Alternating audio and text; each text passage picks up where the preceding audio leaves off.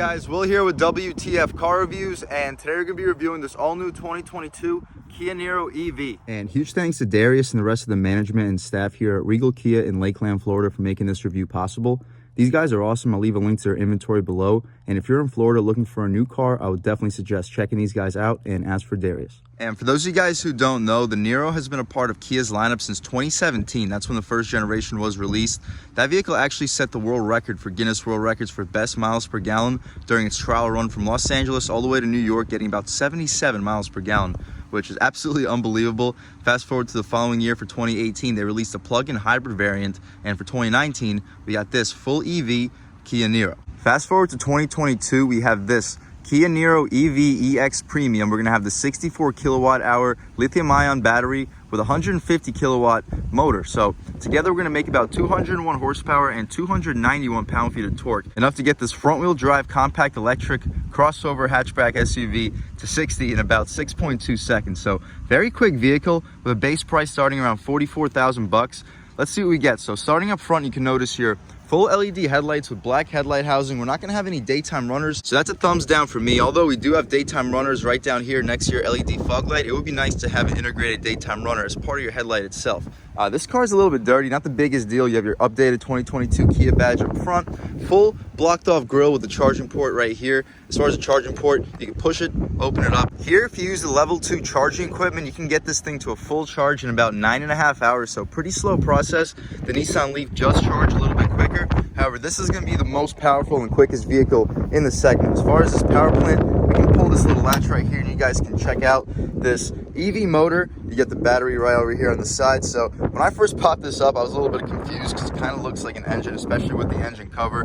But don't get confused, this is going to be your full EV Kia Niro. We can drop this right back here. Take a look at the overall front styling. I do like the blue contrast in the bottom that you get for the EV. That definitely makes this vehicle stick out. This vehicle definitely looks like an EV. It's just the differences compared to the base or regular Kia Niro are very subtle. As far as this wheel and tire setup, we can take a look at it right here. We're gonna have our 17-inch rims wrapped in 215/55 R17 Michelin Primacy MX V4 all-season tires, some of the best all-seasons in the business. And as you can see, the rim itself is going to be basically completely covered, very small openings. That's going to help your aerodynamics, helping this vehicle get maximum range out of this motor, which is supposed to get up to 240 miles of range. Outside of the wheel well, you can notice some plastic cladding. It's going to run all the way around this crossover hatchback SUV, which will help you avoid some rock trips, considering this is going to be a front-wheel drive SUV. Continuing along, we're going to have an LED turn signal on the mirror itself. Pretty large glass fills up the frame very well with blind spot monitoring on it. I like the contrast between this black and white paint on the mirror,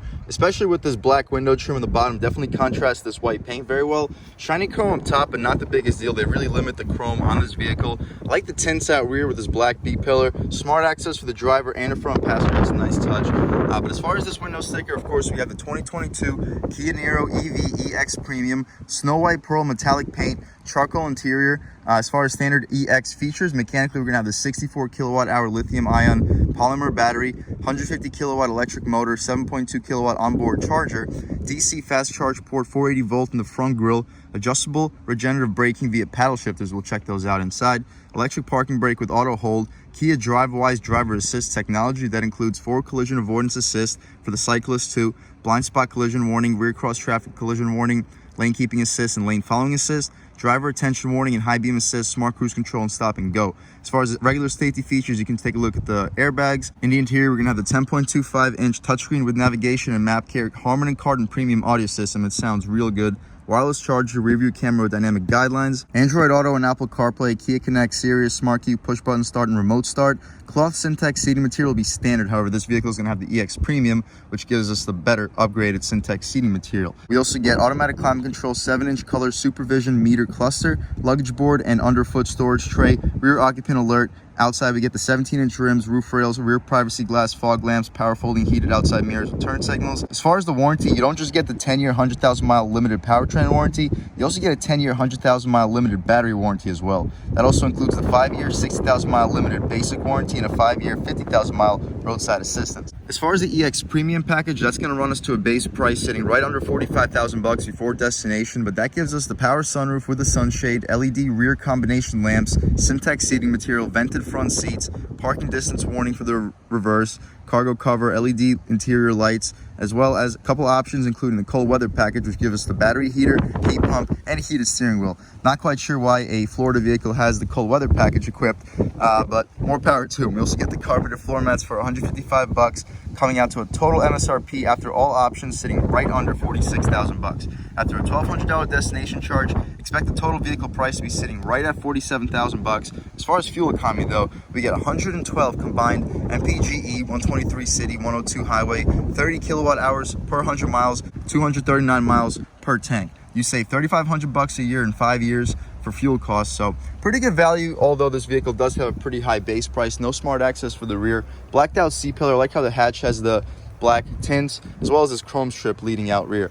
This area for the taillights, I like this black trim with the LED taillights, blacked out hatch, updated Kia badge. The wiper is going to be on the hatch itself. It's not going to be hidden like a lot of other Kia and Hyundai products. Beneath that, we have our Niro badge. Shout out Regal Kia in Lakeland, Florida. Eco electric badging underneath.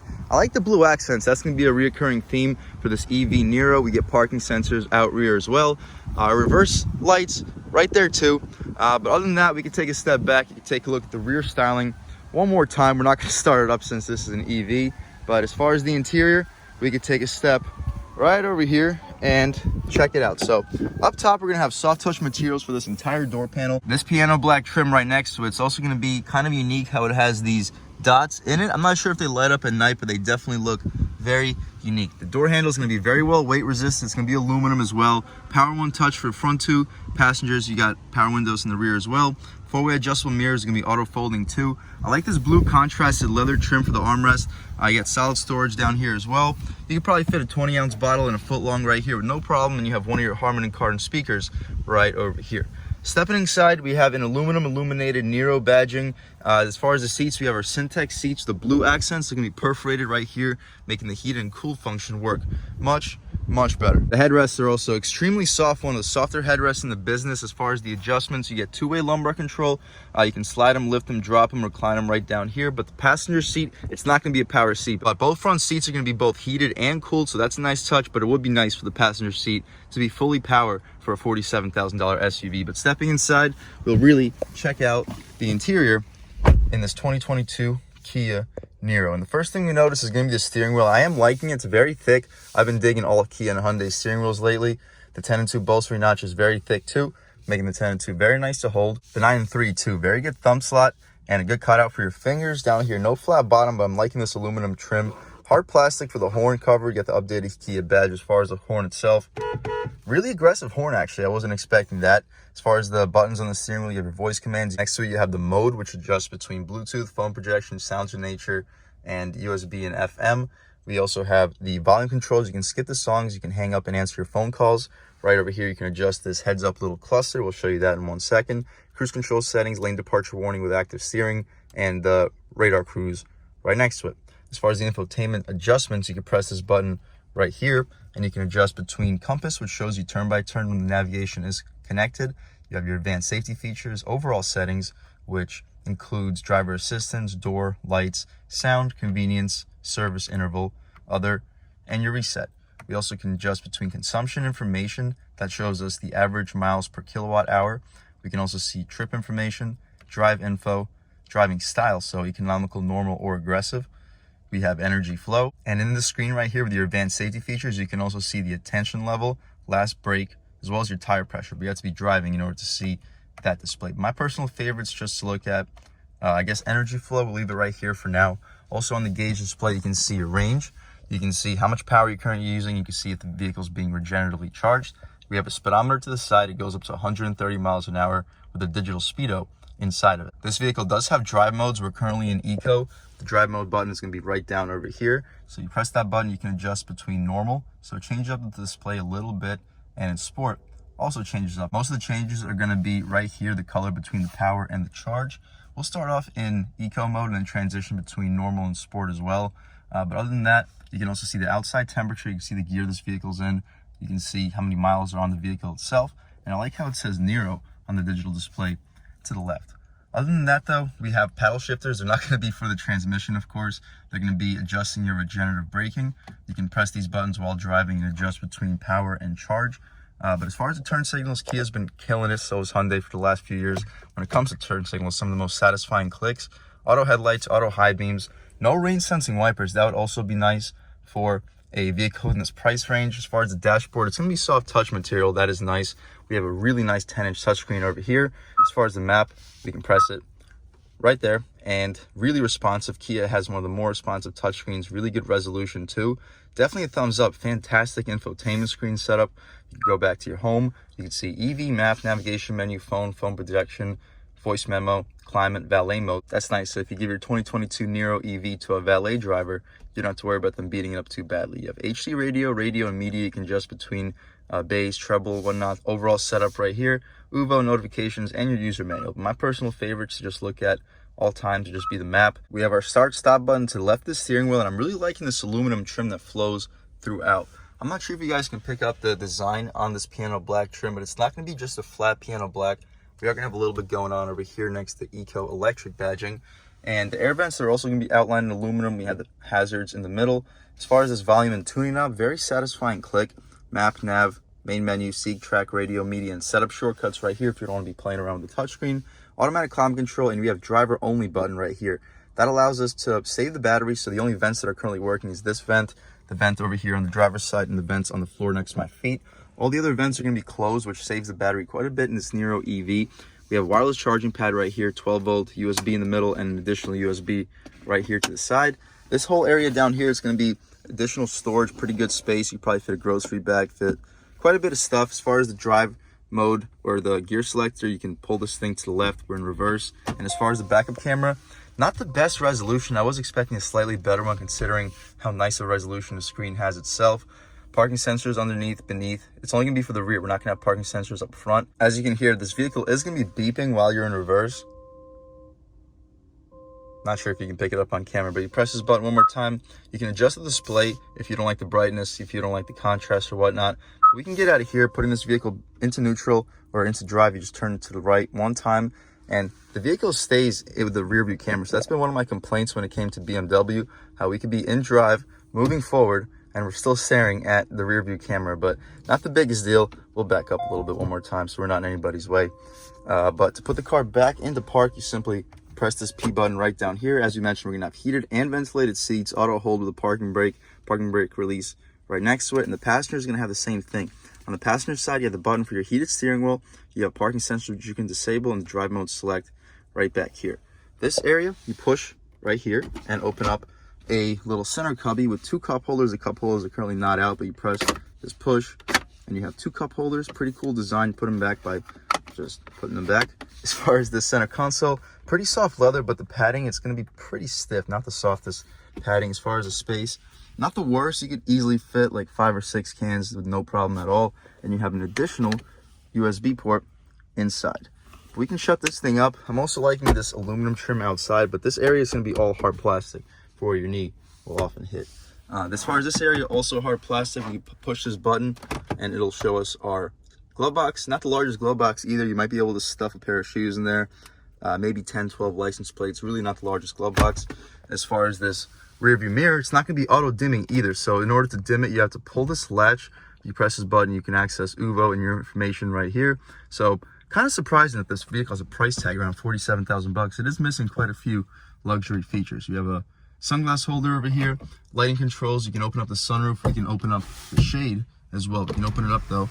It's not the warmest day right now in Lakeland, Florida, but sunny and 65. We can poke our way out of here. Kind of windy too. I apologize for that.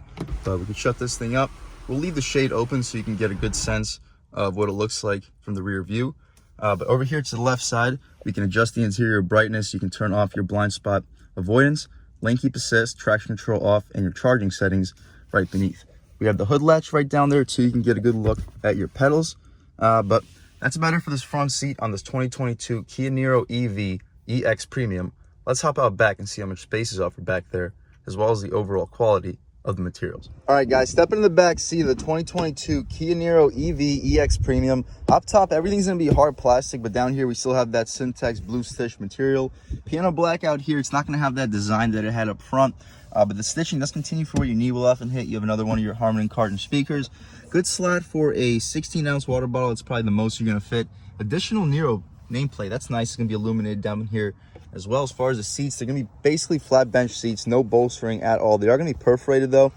So as far as the comfort and space, I'm 6 feet tall sitting behind my seat settings, and not too bad. So I still have at least like 4 or 5 inches of legroom, so that's more than I was expecting. As far as foot space, more than enough. We do get air vents back here, but they're currently turned off because we have the driver only button pressed. As far as this little center cubby, we do get a string. It's gonna be pretty soft, not the softest. 2 cup holders, not gonna be rubberized. They could probably fit 12-ounce bottles, no problem though.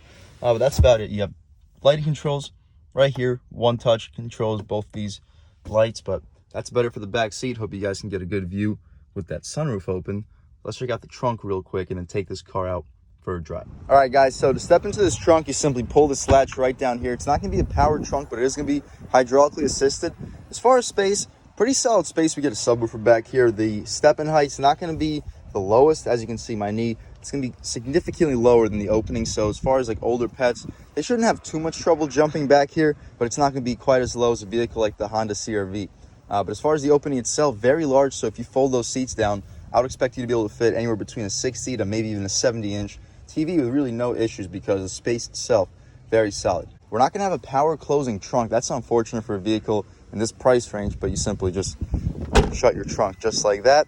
We'll take a step back. You can take a look at the rear styling one more time, and let's take this car out for a drive. All right, guys, now we've just about seen everything we need to see with the inside and outside of this all-new 2022 Kia Niro EV EX Premium. Let's take it out for a drive. And we're gonna start off in eco mode with the regenerative braking at level 3. And stepping out over here, wheeling it into it about halfway. Ooh, good power. Wow. Yeah, we get to speeds pretty quickly, and the regenerative braking really slows you down. But wow, really strong power, surprisingly strong. And that's just in eco mode. We'll see what the differences are in sport. We do hear a little bit of wind noise. That's surprising. Come on, man. Wow, good passing power.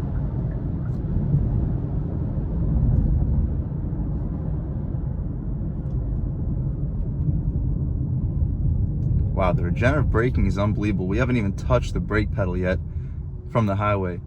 Wow, that's fantastic. We do have to step on the brake to come to the complete stop, but we slowed down from 50 miles an hour really quickly without even touching the brake pedal. That's really impressive. But as soon as this light turns green, I'll catch back with you. We're gonna hop over those train tracks and then step onto a pretty twisty road. All right, guys, taking a step back out here. In eco mode, the throttle is not super sharp, but we're gonna transition into normal and sport. But right here we got train tracks, pretty smooth. Stepping back out here, third throttle, really strong acceleration, and pretty quiet when it comes to bumps. All right, guys, we're gonna try it out in normal mode and see what the overall differences are. Slightly sharper throttle, wow, but it's still really torquey. This is only like a third throttle, and we just pick up speed really quickly. And through the turns, this thing stays very flat.